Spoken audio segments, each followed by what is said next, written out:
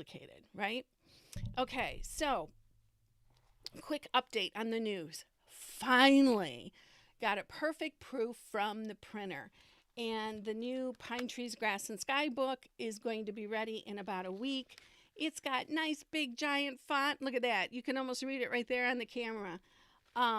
So everything I wanted, color pictures all the way through, and just nice big illustrations, nice big pictures. Um, and I am going to have to raise the price, but until the last day of Sauter Village, which is like August, I don't know, somebody in the chat help me out with that. The second, it's the Monday after August 16th. At midnight on that day, the price will go up to $29.95 instead of $24.95. And that's just because I was priced based on 2015 publishing. And now, of course, the prices for getting that book printed have gone up. So that's what that reflection is. But you can get it now much cheaper. Just go to cindygay.rugcooking.com, go to shop, go to books, and you'll find it right there. And you can order it and check out. What you might want to do is, considering if you have someone who lives nearby you, order two.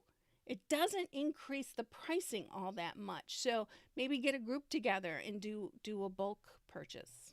However you want to do it. That works for me. So today's lesson is about packing. Now, how do you know if you pack, right? And then once you do realize you pack, what do you do about it? Okay. First off, you can't always tell by looking straight down at your hooking whether or not you're packing. Okay? In a way, an experienced eye will be able to pick it up because there's not enough room there. If your loops are very short and very skinny and they're not fat enough, then you'll know you're packing. But the true test is to look at the hook, the loops from the side, and they should all stand up perfectly straight. If they don't stand up perfectly straight, and the ones particularly at the end are beginning to lean, then you are packing. And it's very important not to pack.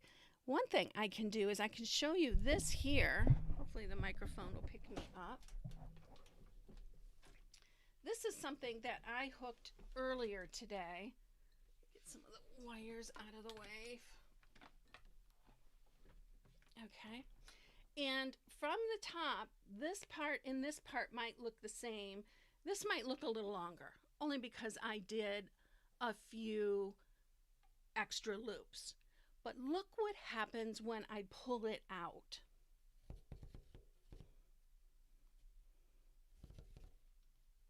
Look at how close those holes are. Look how far apart these are. These were not packed. These were standing up nice and tall. These were leaning over to the side, and they're very close together. There's not enough space. In between this loop and this one, there's actually 4 threads. This one has 3, that has 3. Most of them have 3 loops in between because I was using an extremely large cut size. Now, how close you put your loops together is going to depend on the cut size. It's also going to depend on how many holes you skip. And please, please, please, please, please don't count your holes. You'll drive yourself crazy. You'll not stay with rug cooking. It'll be one of those anchors around your neck. Get used to just sticking the hook into the right place where it needs to go and bringing it up. You'll be able to hook faster and you won't go blind trying to count those threads. I obviously cannot count those threads. I can't see anything, basically within an elbow of me. I can't see it. When they took the cataracts off, I lost all of my up close vision. And I've got a complication that readers don't correct. So I can't see it. I just shove that hook in and I pull it up and hope for the best. And that works out just fine for me. And it's important that you don't get stuck in that rut of like pushing that loop out of the way so you can see the threads. All that matters is that you go straight down in the available space. Now, once we know we're hooking and we've identified the hooking because of them, because they're not standing straight up, they're starting to lean because there's not enough room. There's not enough room at their feet.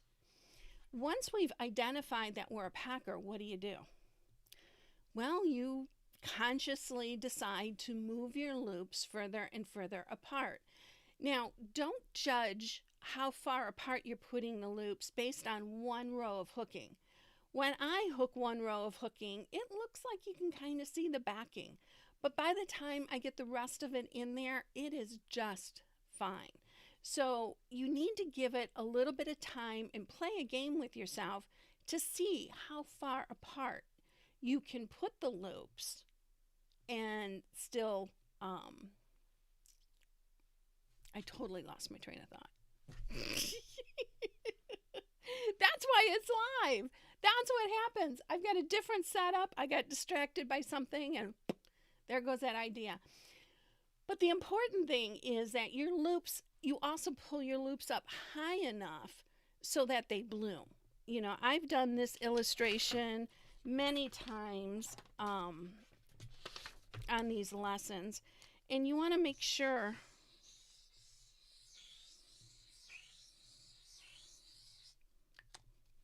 that your loops look like this. They come up and they bloom. They don't just come up and then go straight back down without opening up. When they open up, they fill up more space, right? And when you pull them up too short, this is what they look like. And you're going to have to put them closer together because they're not blooming. They're not as thick across the top, right? Now, why is packing bad? Packing is bad for your backing because it doesn't allow your backing to relax. So if you've got hooking and your hooking humps up and you have to push on it, right, to get it flat, then what happens is you're stretching that backing. You've got that backing constantly under pressure, and that's not good for it long term. So you don't want your backing to hump up. You can, sure, steam it flat, but that backing is still under a certain amount of pressure. And so it's bad for your backing. You're using a lot more wool, so that's hard on your pocketbook. You're pulling up more loops, so it's taking you longer to hook something, right? And you end up with a hard product. Your rug is hard. It's not soft and squishy. So basically, pull that loop up so that you allow it to bloom, okay? Let me look at comments. I'm going to search for the double question marks, so make sure you put that in your comment and I'll be able to find them. Blue Wren is asking, can you have the backing too tight? Would this contribute to packing? Yes and no. It depends on what backing you're using. If you're using monk's cloth, yes, because monk's cloth is very stretchy, but monk's cloth is not a backing I recommend. If you like the cotton feel of monk's cloth, I recommend rugwarp. Rugwarp is a heavier, thicker. That's what I'm working with. Let me pop over there so that you can look at it. See how you can actually see the threads? They're so big. That's not how it would show up on monk's cloth. On monk's cloth, you wouldn't be able to see the individual threads on camera. So pulling rugwarp tight, you really can't stretch it much. You can't stretch it out of shape. You can't stretch it, period. You can just get it tight. So I would say no, it's not going to contribute to backing. But if you're using monk's cloth, that's a whole nother ball game. And I don't have any tips for working with monk's cloth because I don't recommend it and I don't work it. Okay, Joanne is saying, when making the rug label and backing with the soft softener sheets, do you leave the sheet totally attached or do you trim it after turning? I love this idea. It works perfectly. I leave it attached. You want to make sure it's a softener sheet that has gone through the dryer, right? So it's got all the chemicals and stuff out of it. I know many of you buy the more natural ones anyways, so it doesn't build up a coating in your dryer.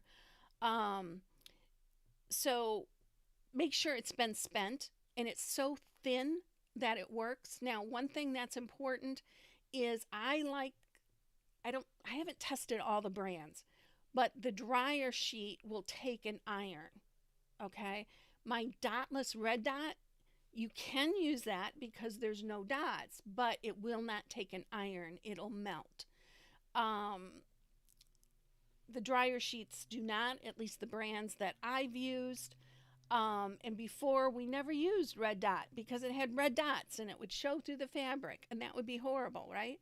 So we never tried it before. I tried it when I got the dotless, and I don't recommend it because the iron will melt it. Linda is asking, will you have your new book at Solder? Absolutely. I will go nowhere without one. So if you see me, and if you're out of state, I will have to charge you sales tax because we're going to be at Solder, which is in Ohio. So I'll have the grand total, whatever it comes to, and I'll have my change purse with me. Checks are always welcome because they're always the perfect amount.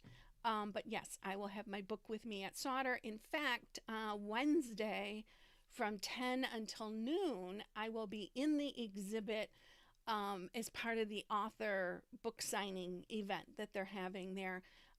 Every day, I think it's every day from 10 to 12, I'll be there on Wednesday. So I hope you'll join me.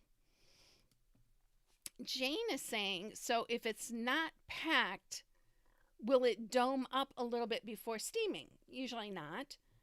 Can you demo closeness of rows, please? Oh, rows. Rows are important because the analogy I use when I teach beginner rug hookers is that the loops are soldiers, right? And your soldiers need to stand shoulder to shoulder. Say that fast 10 times, right? So if they're too close and they start to intermix like this, then if you do that across your entire rug, instead of being packed along the loop, along the row side to side rows are going to be packed. So you're going to be packing in two different dimensions. You want them to just touch. And a lot of times, particularly if I'm hooking rows, I'll get started and I'm like, no, that looks like it's too far away. I'll pull it out and I'll go over one thread. But you can't always tell until you have 2 or 3 loops pulled up, right? Then I think you can actually tell. So let me do a quick little, good, I do have everything here. Let me stay close to this microphone. And if we're hooking a simple row, and I am not going to attempt to hook this perfectly straight. We'll put a little curve in it, right? Because 99% of your hooking is on a curve. And it's important that you learn to hook in all directions so you don't have to spin your hooking around. And you do that by changing your hand position in the bottom and your hand position on the top. Let me find another color. Sometimes there's one on the floor. Not today. Oh, those are too small. Let me grab this black.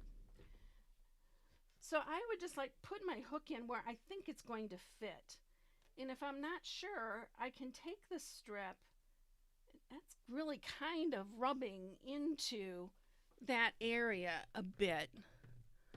Let me see if we can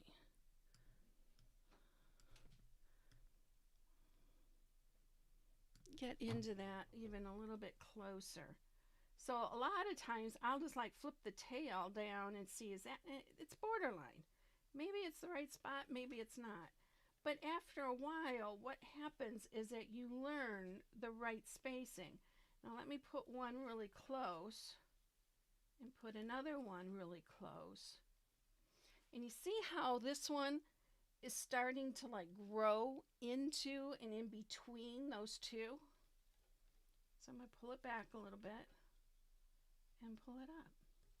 So it's just a matter of getting them to the right place and that they sit just kissing each other, not crowding each other from one way or the other. That is always going to be your best bet. Okay, so, oh shoot, hold on, let me fix that.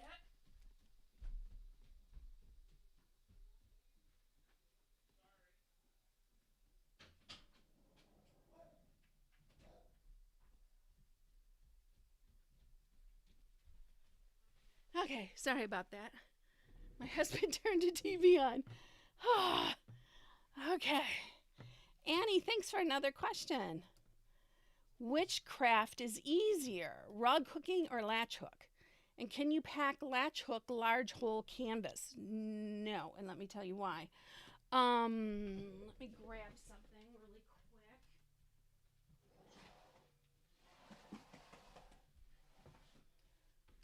I don't know, in my handy bag of teacher stuff, I used to have,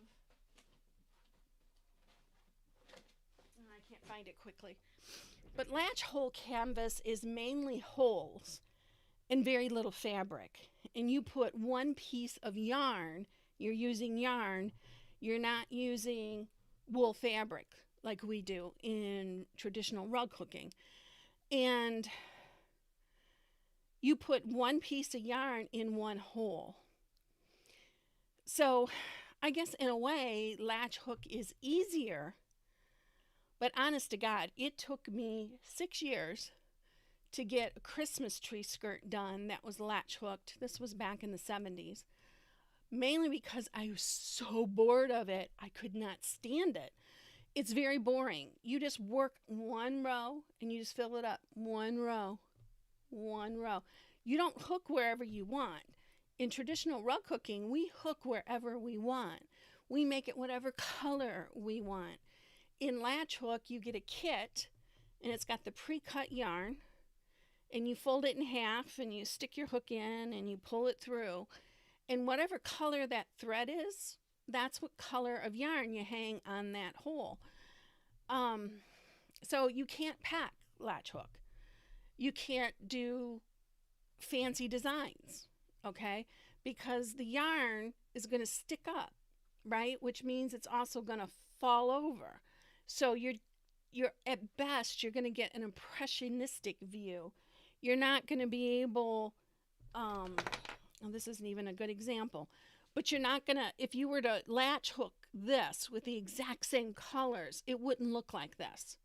It would look like a messy little thing because you can't see distinct rows and distinct lines like you can in traditional rug hooking.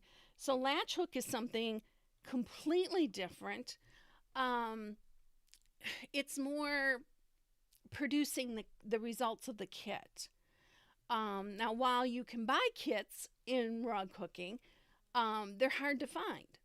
And they're hard to find because almost everybody wants to do their own thing once they get used to rug hooking, right? So a beginner might pick up a kit for the first time, but then move on to sourcing their own wool and doing their own colors and their own thing. And that's kind of like the difference between the two. Okay, I am out of questions. Let me see, make sure my sort's working. Yes, Diane is asking, can we order and pick up at Sauter? Yeah, can you order it online? You know, I think my store still has a pickup option. So go through the store and see if it has a pickup option. If it has a pickup option, it will charge you sales tax. It'll do everything it needs to do. You'll be able to pay for it. And I'll just stick it in my bag for solder. Okay. Annie, you're going to try both. Yeah, it's a little bit, is it, I was almost going to say it's like the difference between crochet and knitting. But I actually think crochet and knitting are closer related than what latch hook and traditional rug hooking is. Traditional rug hooking is very, very different than latch hook. Very, very different. You cannot make, like over here, I have my room size rug hanging up. You cannot make a room size rug in latch hook because they don't make kits that big. You can get the backing and maybe do your own thing. But I struggle when I think about that Christmas tree skirt, how you keep it clean on a daily basis because it's acrylic yarn. It's not wool, right? We use wool fabric because wool fabric just does not get dirty. I mean, and that's the best thing about it. The wool fabric stays pristine. It stays clean. It doesn't absorb anything. Where acrylic, it tends to be a little bit of a dirt magnet is what it amounts to. And I struggled. I ended up throwing away that Christmas tree skirt. I do not own it anymore because it was a nightmare. Okay. Perfect. And Diana says, thanks. I will try that. I need some backing too. Yeah. Anything you need from me, if you need backing, if you need the ring sorters, if you need any of that, go through my checkout and hopefully that option is there. I don't think I ever consciously removed it. It's not used very often, but it's a pickup option. And then it doesn't charge you shipping because you're going to come by and pick it up, right? And picking it up at solder is the same thing as picking it up here. Any other questions? I think that's it. I think I've given enough time. Thank you so much for watching this video. Tomorrow is another hook in. Go to cindygayrughooking.com and you'll be able to find the link that you simply click on. If you've got Zoom installed, all you need to do is click that and you'll go straight to the area where we sit together and hook, work on whatever it is you want to work on. Then on Friday, Friday is for rug hooking, members of the rug hooking journey only, but you can join it right here. And on Friday, I do what I call office hours.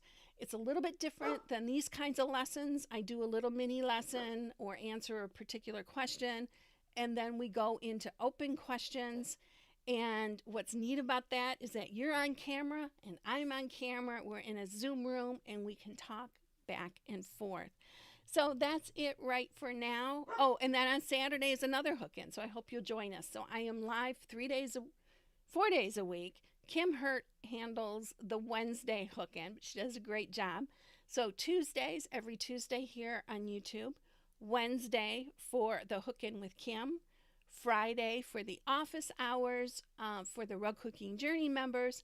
And then again on Saturday for the hook-in where our latest discussion will be about the Queen Anne's lace flower. Hopefully I'll be able to get that video edited and to the members of that course before our hook-in next Saturday. That's it for now. Thanks, everybody. I'll see you later.